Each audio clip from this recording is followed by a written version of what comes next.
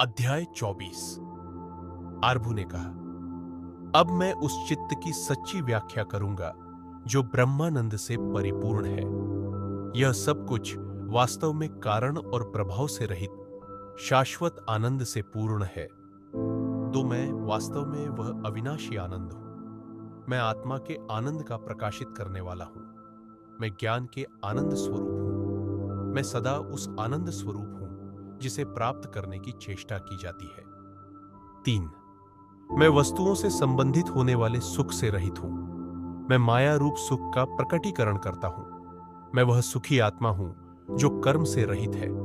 मैं उस निष्क्रियता के आनंद से भी परे हूं। 4। मैं उस आत्मा हूं जो जड़ता के सुख को प्रकाशित करता है। मैं आत्मा के आनंद का सार हूं। मैं आत्मा के आनंद से रहित हूं। आत्मानंद का कोई स्वरूप नहीं है।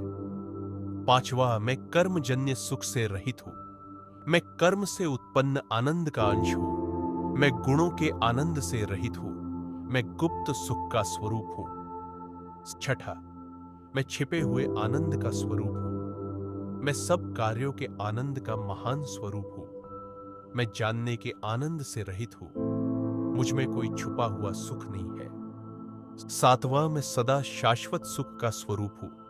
मैं स्वाभाविक उल्लास का सुख हूं। मैं जगत का आनंद हूं। मैं महान आनंद हूं।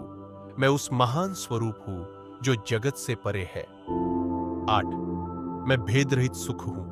मैं चैतन्य का आनंद हूं। मैं सुख का आनंद हूं। मैं अद्वैत हूं। मैं कर्म का सुख हूं। मैं अविनाशी आनंद हूं। मैं विविध रूपों के सुख से रहित हूं।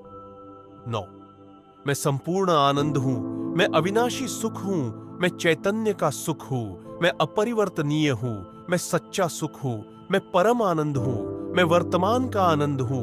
मैं परम से भी परे हूं। 10, मैं वाणी का आनंद हूं। मैं महान आनंद हूं। मैं शांति का सुख हूं। मैं अद्वैत हूं। मैं शांति का सुख हूं। मैं भविष्य के सुख और आदि के सुख से रहित हूं। 11, मैं शुद्ध आत्मा परम आनंद हूं। मैं चैतन्य का सुख हूं। मैं अद्वैत हूं। मैं गुणात्मक सुख हूं। मैं ज्ञान और दोष से परे परम सुख हूं।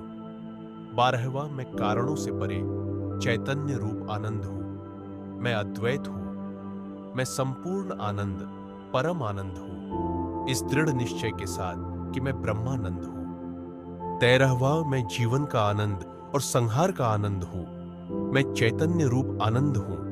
मैं शुद्ध आनंद स्वरूप हूं। मैं बुद्धि का आनंद हूं जो चित्त को भर देता है। 14, मैं ध्वनि का आनंद हूं। मैं महान आनंद हूं। मैं अद्वैत चैतन्य का आनंद हूं। मैं वह आत्मा हूं जिसमें सुख और दुख दोनों है। मैं भेदभावजन्य सुख से रहित हूं। 15, मैं द्वैत के सुख में रमने वाला आत्मा हूं। मैं चैतन्य का आनंद और अद्वैत हूं। इस दृढ़ विश्वास में स्थिर हो जाओ कि मैं वास्तव में ऐसा महान आनंद हूं। 16, कि मैं शांति का आनंद हूं। चैतन्य के आनंद का प्रकाशित करने वाला हूं। एकमात्र आनंद हूं। परम आनंद हूं और वह एकमात्र अपरिवर्तनीय चैतन्य हूं। 17, मैं एकमात्र महान आत्मा हूं जिसे गिना नहीं जा सकता। मैं एकमात्र सत्य का महान आनंद हूं जो विभिन्न व्याख्याओं से रहित है। 18, मैं किसी भी आनंद की प्राप्ति से रहित हूं। मैं किसी भी सुख से पराजित नहीं होता। मैं निस्सुख होने के कारण पूर्णतः शांत हूं। मैं शांत हूं क्योंकि मैं ही शांति हूं। 19, मैं ममत्व के सुख में शांत हूं। मैं मूल प्रकाशित करने वाला हूं। मैं अपने शरीर के साथ सदा शांत हूं। मैं शांत हूं के भाव से रहित हूं। 20, मैं ब्रह्म हूं, न कि इस संसार का।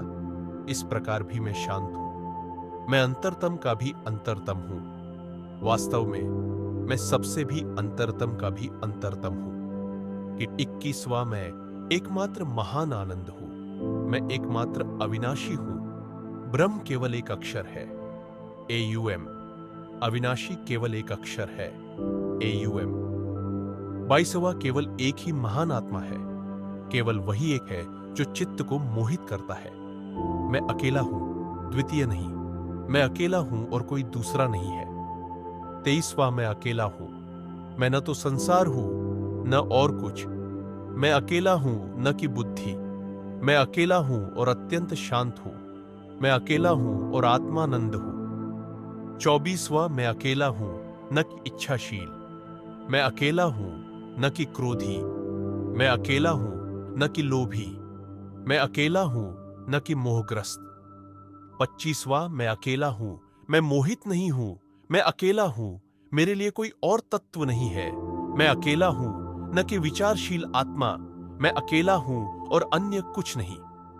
26वां मैं अकेला हूं न कि सतोगुण का द्रव्य, मैं अकेला हूं न तो वृद्ध और न अमर, मैं अकेला हूं पूर्ण आत्मा हूं, मैं अकेला हूं अचल हूं। 27वां मैं एकमात्र महान आनंद हूं, मैं अकेला हूं, मेरे पास केवल एक ही है, मैं देह हूं की धारणा से रहित हूं, मैं स्थायी रूप से इस अनुभूति में स्थित हूं कि मैं शांत हूं। 28 मैं शांत हूं क्योंकि मैं शिव हूं, यह स्वाभाविक है कि मैं आत्मा हूं, मैं शांत हूं क्योंकि मैं आत्मा हूं, हृदय की गहराई में सदा शुद्ध हूं।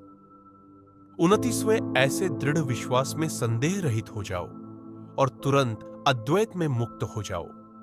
यदि कोई स्थिर न भी हो तो कम से कम इन शब्दों को ऊंचे स्वर में पढ़े। 30वें शास्त्रों में कहा गया है कि प्राणियों की दुनिया समय की गति और नियत नियमों से चलती है। यह एक भ्रम है क्योंकि संसार जड़ है। वास्तव में यह सब ईश्वर की इच्छा से ही होता है।